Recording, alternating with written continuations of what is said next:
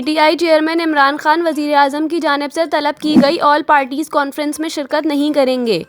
लाहौर में मीडिया से गुफ्तगू में तहरीक इंसाफ के जनरल सेक्रेटरी असद उमर ने इमरान खान की एपीसी में अदम शिरकत की तस्दीक की।